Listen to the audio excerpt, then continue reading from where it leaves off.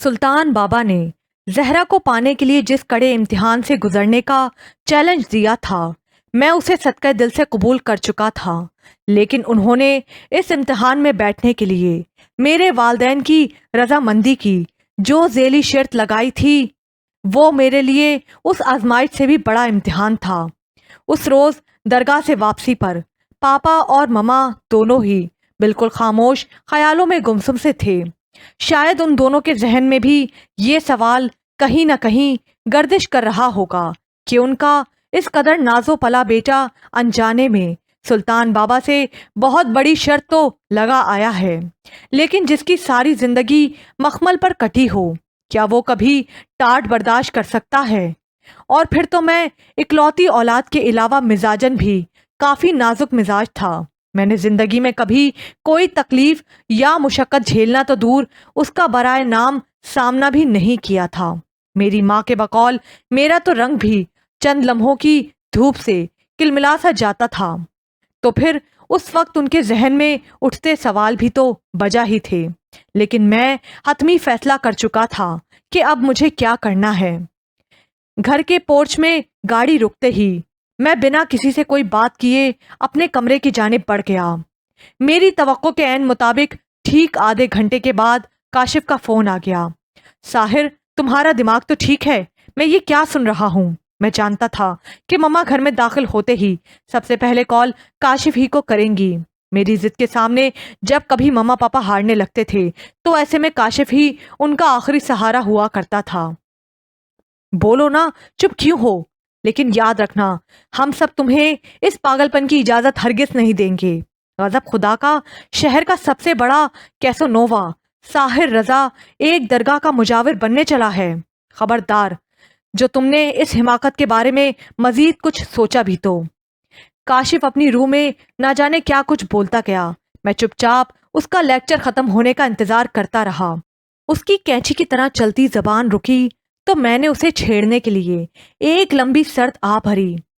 वहशी को सकून से क्या मतलब? जोगी का नगर में ठिकाना क्या? फॉर गॉड सेक साहिर, ये सारी बातें सिर्फ किताबों में अच्छी लगती हैं, और फिर तुम्हारा वाहिद मकसद तो सिर्फ और सिर्फ जहरा को पाना ही है ना? तो उसके हुसूल के और भी बहुत से तरीके हैं। तुम उसके लिए ये जोग लेने की कोई ज़रूरत नहीं है। मुझे काशिफ के नासुहाना अंदाज पर हंसी आ गई। अच्छा, भला वो कौन से तरीके हैं? जरा मैं भी तो सुनूं। मेरी बात मजाक में मत उड़ाओ साहिर। तुमने अपनी चंद दिन की बेहोशी के दौरान हिजियान में बहुत से राज अफशा कर दिए हैं। मैं जानता हूँ कि वो लड़की वहां सिर्फ उस दरगाह के मतौली अब्दुल्ला के लिए आती थी। आज मुझे आंटी से ये भी पता चला है कि सुल्तान बाबा अब्दुल्ला को लेकर किसी लंबे सफर पर जा रहे हैं। मतलब ये कि अब्दुल्ला की सूरत में तुम्हारा रकीब जहरा की नजरों के सामने नहीं रहेगा। मुझे यकीन है कि तब तुम्हारी मोहब्बत का वार एक ना एक दिन कारगर जरूर साबित होगा। जहरा तुम्हारे पागलपन के सामने ज्यादा दिन तक मुजामत नहीं कर पाएगी। तुम सिर्फ इंतजार करो साहिर। जल्दबाजी में कोई कदम ना उठाना मेरी जान। हम सब तुमसे बेहद प्यार करते हैं। बोलते बोलते काशिफ की आवाज कुछ भर्रा सी गई। वो ऐसा ही था, जज्बाती सा। मैंने माहौल बदलने के लिए बात बदली। खुदा के लिए ये रोने धोने का फरीजा तुम मम्मा के लिए ही छोड़ दो। खबरदार, जो तुमने मेरी दूसरी माँ बनने की कोशिश की। अरे यार, तुम लोग समझने की कोशिश क्यों नहीं करते? मुझे सुल्तान बाबा ने एक चैलेंज दिया है, और मैं सिर्फ इस कटौती पर पूरा उतरना चाहता हूँ। और शायद तुम भूल रहे हो, ऐसे चैलेंज हम रोजाना एक दूसरे को दिया करते थे। याद है तुम्हें? पिछले साल ही हमने चौलिस्तान के सहरा में 15 दिन बिना किसी गाइड के रहने की शर्त लगाई थी, और आखिर में हम दोनों ही वो शर्त जीते थे। ये भी एक ऐसी ही शर्त है जिसके तहत मुझे चंद दिन दरगाह में रहना होगा। तुम्हारा क्या ख्याल है कि मैं बाकायदा मुजाविर बनने के लिए दरगाह जा रहा हूँ? दूसरी जानिब से काशिफ की मशकूक सी आवाज सुनाई दी। मैं कैसे मान लूं कि ये सारा मामला सिर्फ एक शर्त या चैलेंज की हद तक ही रहेगा? मुझे तुम्हारे दीवानेपन से डर लगता है। मेरे मुंह से बेख्तियार एक दूसरा मिसरा निकल गया। दीवानों की सी ना बात करे तो और करे दीवाना क्या? काशिफ हंस पड़ा। तुम कभी नहीं सुधरोगे साहिर मियाँ। बहरहाल میری تشویش کافی حد تک دور ہو گئی ہے، لیکن فی الحال مجھے آنٹی کی تشویش دور کرنی ہے۔ وہ اور انکل تمہارے اس نئے ایڈونچر کی وجہ سے بے حد پریشان ہیں۔ میں نے کاشف کو جھاڑا۔ زیادہ چمچہ گیری کرنے کی بھی ضرورت نہیں ہے۔ ہو سکے تو مما پاپا کو بھی میرا نقطہ نظر اسی طرح سمجھانے کی کوشش کرنا جیسا میں نے ابھی تمہیں بتایا ہے، اور خبردار جو اپنی طرف سے ذرا سی بھی کوئی افلاطونی جھاڑنے کی کوشش کی تو۔ کاشف نے ہنستے ہوئے فون رکھ دیا۔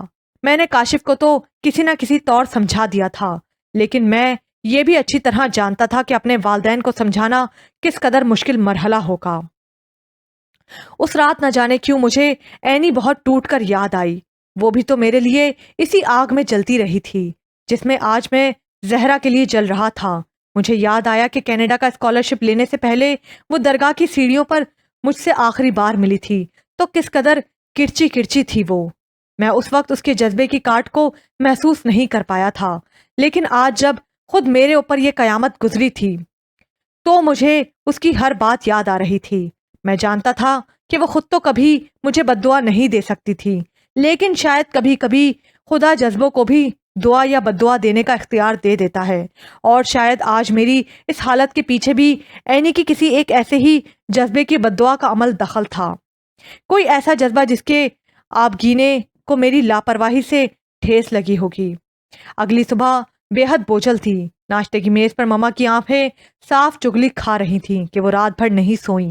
پاپا بھی چپ چپ سے تھے، اور پھر بالآخر انہوں نے ہی یہ خاموشی توڑی۔ ساحر بیٹا، تمہاری مما تمہارے اس فیصلے سے بے حد ڈسٹرب ہیں۔ میں تو کہتا ہوں بیٹا، اس بزرگ کی بات کو اتنا سیریس لینے کی ضرورت نہیں ہے۔ میں نے ابھی ہمت نہیں ہاری ہے۔ ہم ایک بار پھر زہرا کا رشتہ لے کر جائیں گے، اور مجھے امید ہے کہ جلد یا بدیر انہیں منا ہی لیں گے، اور اس کے لیے تمہیں کسی بھی شرط وغیرہ کے چکر میں پڑنے کی قطعاً کوئی ضرورت نہیں ہے۔ میری توقع کے مطابق کاشف نے بہت تفصیل سے مما پاپا سے بات کی تھی۔ کیوں پاپا، کہیں آپ دونوں کو یہ ڈر تو نہیں کہ اس درگاہ میں رہتے رہتے کہیں میرا من بھی مذہب کی طرف متوجہ نہ ہو جائے؟ اور فرض کریں اگر ایسا ہو بھی گیا تو اس میں برائی ہی کیا ہے؟ مجھے تو یہ سودا دونوں طرف سے فائدے کا ہی لگتا ہے۔ آخر ہم مذہب سے اس قدر خوفزدہ کیوں رہتے ہیں؟ یہ کیا آسیب ہے جس کا ڈر ساری زندگی ہمارے ارد گرد بھٹکتا رہتا ہے، اور ہم تمام عمر اس سے بھاگتے ہی رہتے ہیں؟ کیوں ایک بار رک کر پلٹ کر اس چیز کا سامنا نہیں کر لیتے؟ آخر مذہب ہم سے ہمارا کیا چھین لے گا؟ مما اور پاپا نے آج تک کبھی میرے منہ سے اس قسم کی باتیں نہیں سنی تھیں۔ وہ دونوں ہی حیرت زدہ بیٹھے تھے۔ پاپا نے ایک لمبی سی سانس لی۔ ہاں، شاید ہم خوفزدہ ہیں ہر اس چیز سے جو تمہیں ہم سے دور لے جا سکتی ہے، پھر چاہے وہ مذہبی کیوں نہ ہو، اور اکلوتی اولاد کے ماں باپ ہونے کے ناطے یہ خوف ہمارا حق ہے، اور یہ حق ہم سے ہمارا مذہب بھی نہیں چھینتا۔ شاید اسی لیے اس بزرگ نے تمہیں بھی یہ حق یاد دلایا تھا۔ مما بولی تو ان کی آواز کچھ بھرائی ہوئی تھی۔ اور پھر بیٹا، یہ تو پاگل پن ہے کہ صرف ایک لڑکی کے حصول کے لیے تم دنیا کے باقی سبھی رشتوں کو بھلا دو۔ کیا ہم تمہارے کچھ نہیں لگتے؟ آپ دونوں میرے لیے دنیا کی ہر چیز سے بڑھ کر ہو، لیکن میری روح کے دھاگے قدرت نے اس لڑکی سے باندھ دیے ہیں۔ مما، میرا دم اس کے بغیر گھٹتا ہے۔ اگر یہ ناانصافی ہے تو یقین کریں میرا اس میں کوئی قصور نہیں۔ سارا قصور اس جذبے کا ہے، اس جذبے کی شدت کا ہے جس نے میری روح کو اس کا قیدی بنا دیا ہے۔ آپ بتائیں میں کیا کروں، کہاں جاؤں؟ وہ دونوں ہی چپ چاپ لاجواب سے بیٹھے رہے۔ اتنے میں ڈاکٹر یزدانی کا فون آ گیا۔ انہوں نے مجھ سے بات کر کے اپنی کلینک آنے کا کہا۔ شاید کچھ مزید ٹیسٹ وغیرہ کرنا چاہتے تھے۔ پہلے تو میں نے ٹالنا چاہا، مما اور پاپا کا موڈ دیکھ کر حامی بھر لی۔ پاپا نے ڈرائیور کو گاڑی نکالنے کا کہا، اور ہم سبھی ڈاکٹر کے کلینک چل پڑے، جہاں سے کافی دیر بعد ہماری واپسی ہوئی۔ واپسی پر سارے راستے مما پاپا سے میری بحث جاری رہی۔ وہ دونوں کسی صورت مجھے اجازت دینے پر راضی نہیں تھے۔ مما تو باقاعدہ رو رہی تھیں۔ ساحر، تم ہوش میں تو ہو؟ اتنا پڑھ لکھ کر تم اس درگاہ کی نوکری پر لگ جاؤ گے، لوگ کیا کہیں گے؟ آپ کو لوگوں کی فکر ہے یا اپنے بیٹے کی؟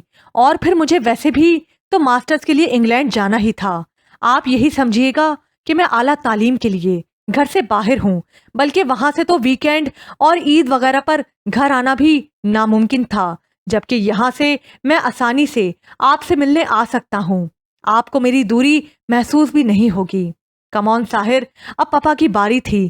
انگلینڈ سے ماسٹر کرنے اور ایک درگاہ کا متولی بن کر رہنے میں بہت فرق ہے۔ ہم تمہیں مولوی نہیں MBA بنانا چاہتے ہیں۔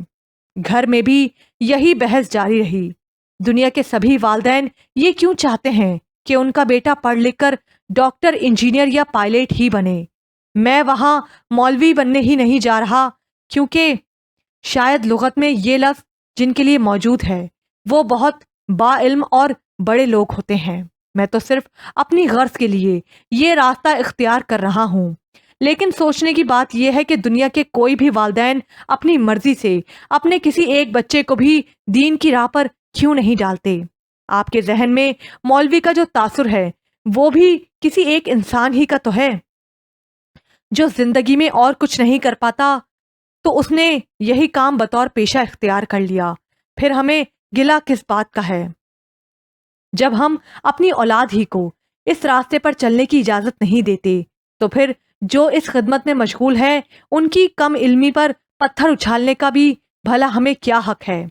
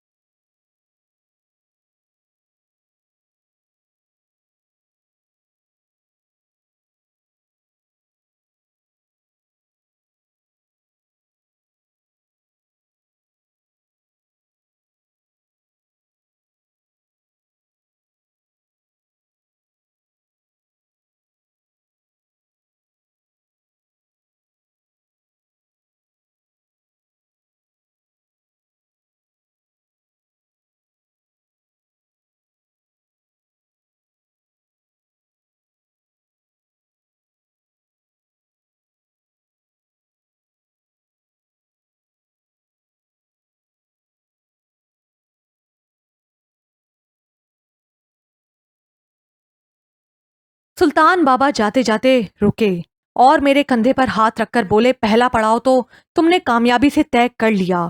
ثابت قدم رہے تو اپنی مراد بھی پالو گے ایک دن۔ جیتے رہو۔ عبداللہ نے جاتے ہوئے مجھے زور سے گلے لگا لیا۔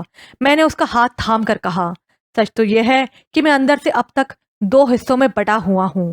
دعا کرنا کہ میں یہ ذمہ داری ٹھیک طرح سے سر انجام دوں، کہیں میرے قدم نہ لڑکھڑا جائیں۔ عبداللہ نے میرا ہاتھ زور سے تھام لیا اور مسکرا کر بولا، گرتے ہیں شہسوار ہی میدان جنگ میں۔ پھر آگے بڑھتے بڑھتے جیسے اسے کوئی ضروری بات یاد آ گئی، اس نے جلدی سے اپنے کرتے کی جیب سے ایک پرچی نکالی اور میرے ہاتھ میں تھما دی۔ میں ایک ضروری بات تو تمہیں بتانا بھول ہی گیا۔ سلطان بابا نے تمہارا اپنا نام رکھ دیا ہے، ویسے ہی جیسے میرا رکھا گیا تھا جب میں یہاں پر آیا تھا۔ اس پرچی پر لکھا ہے، ہمارے جانے کے بعد دیکھ لینا۔ لوگ اب تمہیں اس نام سے پکاریں گی یہاں۔ یہ ایک نئی حیرت تھی میرے لیے۔ کیا یہ تم کیا کہہ رہے ہو؟ کیا یہاں آنے سے پہلے تمہارا کچھ اور نام تھا؟ کیا نام تھا تمہارا؟ عدنان، عامر عدنان نام تھا میرا پہلے۔ اچھا اب چلوں؟ سلطان بابا بہت دیر سے دروازے پر کھڑے ہیں، نئی جگہ پر پہنچ کر خط لکھوں گا۔ اپنا خیال رکھنا، فی امان اللہ۔ عبداللہ مجھے گلے لگا کر آگے بڑھ گیا اور میں جانے کتنی دیر حیرت میں ڈوبا گمسم وہاں کھڑا رہا، ڈھلتے سورج کی ڈوبتی کرنوں میں دور نیچے ساحل کے آخری کنارے پر۔ میں نے عبداللہ اور سلطان بابا کے حیولے کو آخری بار اوجھل ہوتے دیکھا۔ تبھی اچانک مجھے اپنے ہاتھ میں پکڑی کاغذ کی اس پرچی کا خیال آیا جو جاتے وقت عبداللہ مجھے دے گیا تھا۔ کچھ عجب سی کیفیت میں لرزتے ہاتھوں سے وہ پرچی کھولی۔ پرچی پر لکھا ہوا نام میرے ہتھیلی کے پسینے سے بھیگ کر پھیلنے لگا تھا۔ میرے ذہن میں جیسے ایک ساتھ ہی کئی جھکڑ سے چلنے لگے۔ پرچی پر اپنا نیا نام دیکھ کر میرے قدم لڑکھڑا سے گئے۔ میرا نیا نام تھا عبداللہ۔ میں جانے کتنی دیر سے اپنے نام کی پرچی ہاتھ میں لیے اپنے آس پاس چلتی غیر مرئی آندھیوں کے شور میں وہیں درگاہ کے صحن میں کھڑا تھا۔ سلطان بابا اور عبداللہ کو گئے بہت دیر ہو چکی تھی اور اب رات کا اندھیرا دھیرے دھیرے درگاہ کو اپنی لپیٹ میں لے رہا تھا۔ سلطان بابا نے آج سے میری ایک نئی شناخت تجویز کر دی تھی۔ اب میں ساحر نہیں عبداللہ تھا۔ مجھ سے پہلے یہاں کوئی اور عبداللہ تعینات تھا۔ گویا حاکم بابا اور سلطان بابا بھی اصل میں حاکم اور سلطان نہیں تھے۔ ان کے اصل نام بھی کبھی کچھ اور ہوں گے اور پھر وہ بھی یوں ہی عبداللہ کے عہدے سے ترقی کر کے پہلے حاکم اور پھر سلطان بنے ہوں گے۔ عہدوں کا یہ سلسلہ کہاں جا کر ختم ہوتا ہوگا؟ میں جس قدر سوچتا رہا اسی قدر الجھتا گیا، لیکن میں تو یہاں چند دن کے لیے عارضی طور پر آیا تھا اور میرا مقصد صرف اور صرف زہرا کا حصول تھا۔ مجھے تو زہرا کو پاتے ہی اپنی اصل دنیا کی جانب لوٹ جانا تھا۔ تو پھر سلطان بابا نے اس عارضی مقصد کو پانے کے لیے میری باقاعدہ عبداللہ کے عہدے پر تعیناتی کیوں کر دی تھی؟ کیا اس دکھاوے کا مقصد بھی کہیں اس سنگ مرمر کی مورت کو پگھلانا تو نہیں تھا؟ رات اب باقاعدہ اور پوری طرح سے مکمل ساحل پر اپنے پنجے گاڑ چکی تھی۔ درگاہ میں بجلی کا انتظام نہیں تھا۔ میں نے عبداللہ کی دی ہوئی ہدایات کے مطابق درگاہ میں رکھے ہوئے چند مٹی کے چراغ روشن کیے۔ انہی ہدایات میں ایک بات بھی کہیں درج تھی کہ مٹی کے ان دیوں کے لیے تیل خریدنے کا اہتمام بھی مجھے اپنی مزدوری کے پیسوں سے ہی کرنا تھا۔ فی الحال کچھ تیل ان چراغوں میں باقی تھا۔ دفتن تنہائی اور اداسی کی ایک بھرپور لہر نے میرے پورے وجود کو جیسے لرزا سا دیا۔ مجھے اپنے والدین، دوست، رنگین زندگی کی رومانی شامیں اور مدہوش سی راتیں بری طرح یاد آنے لگیں۔ مجھے یاد آیا کہ اس وقت اگر کبھی میں خوش قسمتی سے گھر میں موجود ہوتا تھا تو مما کیسے بھاگ بھاگ کر کچن میں کک کو میرے لیے مختلف ڈشز تیار کرنے کا حکم دیتی رہتی تھیں۔ پاپا جلدی سے شطرنج کی بازی جما لیتے تھے اور ان کی ہمیشہ کوشش رہتی کہ وہ مجھ سے جیتنے کے بجائے ہارتے جائیں۔ نہ جانے انہیں مجھ سے ہارنے میں اتنا لطف کیوں آتا تھا۔ اپنی ساری دنیا تیاگ کر اس اندھیری رات میں یہاں اس ویران درگاہ میں کیا کر رہا تھا؟ یہ میں نے کیسا سودا کر لیا تھا؟ یہ سب کچھ سوچ کر جیسے دل کٹنے سا لگا۔ جتنی تنہائی اور اداسی میں نے درگاہ کی اس پہلی رات میں اپنی روح کے اندر اترتی محسوس کی، ویسی تو کبھی زندگی بھر نہیں جھیلی تھی۔ کہتے ہیں رات کا فسو ہر چیز کی حقیقت کو اس کی اصل شدت سے کہیں زیادہ ابھار کر پیش کرتا ہے۔ شاید میرے ساتھ بھی ڈھلتی رات کا جادو وہی کھیل کھیل رہا تھا۔ میں بہت دیر تک درگاہ کی بیرونی دیوار کے ساتھ ٹیک لگا کر دور شور مچاتے ساحل کو دیکھتا رہا۔ کنارے سے کچھ فاصلے پر ایک بحری جہاز میری طرح تنہا سمندر کی لہروں پر ڈول رہا تھا۔ دور سے جب اس کی ٹمٹماتی بتیاں لمحے بھر کو چمکتی تو مجھے ایسا لگتا کہ جیسے وہ بھی حیرت سے میری جانب دیکھ رہی ہیں کہ یہ بنجارا اس ویرانے میں اکیلا بیٹھا کیا کر رہا ہے۔ ایسے ہی نہ جانے کتنے خیالات کی یلغار میں رات کے کسی پہر میری آنکھ لگ گئی، اور پھر اچانک ہی مجھے یوں لگا جیسے کسی نے دھیرے سے میرا کاندھا چھوا ہو۔ میں نے جھٹکے سے پلکیں کھولیں تو صبح ہونے کو تھی۔ کوئی شخص میرے قریب بیٹھا میرا کاندھا ہلا رہا تھا۔ اٹھ جاؤ بھائی، نماز کا وقت ہونے والا ہے۔ کچھ دیر تو مجھے سمجھ ہی نہیں آیا کہ میں کہاں ہوں۔ میں نے گھبرا کر سامنے بیٹھے شخص کو دیکھا جو اپنے حلیے سے مقامی مچھیرا لگتا تھا۔ وہ پھر گویا ہوا، نماز کھڑی ہونے والی ہے، اٹھ جاؤ۔ میں نے اس کے اشارے کے تعاقب میں نظر دوڑائی تو درگاہ کے بالکل سامنے والی چٹان پر پتھر کی ایک چھوٹی سی مسجد بنی ہوئی تھی۔ مجھے یاد آیا کہ سلطان بابا کے احکامات میں سے ایک حکم 5 وقت کی نماز پڑھنے کا بھی تھا، لیکن مجھے تو نماز پڑھے جانے کتنے سال گزر چکے تھے۔ سچ تو یہ ہے کہ مجھے اس وقت فجر کی نماز کی پوری رکعتیں بھی یاد نہیں تھیں۔ بہرحال میں نے جلدی سے اٹھ کر منہ پر پانی کے چند جھپٹے مارے۔ بھلا ہو ان چند نمازیوں کا جو مسجد کے باہر بنے چھوٹے سے حوض کے کنارے وضو کر رہے تھے، تو میں نے بھی انہی میں سے ایک کے قاعدے کو پوری طرح نقل کیا اور مسجد میں داخل ہو گیا۔ میرے ساتھ 2 نمازی اور بھی مسجد میں داخل ہوئے تھے اور دونوں ہی نے جلدی سے شاید سنتوں کی نیت باندھ لی۔ میں نے بھی انہی کی تقلید کی اور ان کے ساتھ ہی سلام پھیر دیا۔ کچھ ہی دیر میں مولانا صاحب بھی تشریف لے آئے اور جماعت کھڑی ہو گئی۔ انہوں نے جب پہلی رکعت شروع کی تو مجھے دھیرے دھیرے بچپن میں اپنے اسلامیات کی ٹیچر کی حفظ کرائی ہوئی نماز اور صورتیں یاد آنے لگیں۔ کتنی عجیب بات تھی، ہم مذہب کو چاہے کتنا بھی بھلا دیں، مذہب نہیں بھلاتا۔ وہ کسی میٹھی یاد کی طرح ہمارے دل کی نہا خانوں میں کہیں نہ کہیں چھپا رہا ہے۔ جب تک مولانا صاحب نے سلام پھیرا میرے ذہن اور دل کے تمام دریچے واہ ہو چکے تھے۔ مجھے بہت کچھ یاد آ چکا تھا۔ نماز کے بعد وہ نورانی چہرے والے امام ہماری طرف پلٹے اور کھنکار کر کہنے لگے، ہاں بھائی ساتھیوں، تو کل ہم نے درس کہاں ختم کیا تھا؟ مقتدیوں میں سے ایک نے جلدی سے لقمہ دیا۔ مولانا صاحب، آپ حضرت سلیمان علیہ السلام کے قصے تک پہنچے تھے۔ پیش امام نے ایک لمبا سا کھنکار ابھرا اور غور سے ہم سب کی طرف دیکھا۔ ہاں، تو میں کہہ رہا تھا کہ حضرت سلیمان علیہ السلام کا دربار لگا ہوا تھا۔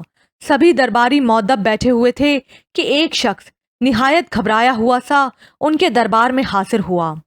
اس کے چہرے پر ہوائیاں سی اڑ رہی تھیں۔ وہ آتے ہی حضرت سلیمان علیہ السلام کے قدموں میں گر گیا کہ اس نے ابھی ابھی حضرت اسرائیل علیہ السلام یعنی ملک الموت کو حضرت سلیمان علیہ السلام کے دربار کے باہر دیکھا ہے، اور اسے یقین ہے کہ وہ اسی کی روح قبض کرنے کے لیے آج یہاں آئے ہیں۔ لہٰذا اس کی گزارش ہے کہ حضرت سلیمان علیہ السلام ہواؤں کو حکم دیں کہ فوراً اسے اپنی طاقت سے اڑا کر دنیا کے دوسرے کونے میں پہنچا آئیں۔ ساتھیوں، آپ تو جانتے ہیں کہ خدا نے حضرت سلیمان علیہ السلام کو بڑی طاقت عطا کی تھی۔ تمام جنات، ہوائیں، سب چرند پرند حضرت سلیمان علیہ السلام کے تابع تھے۔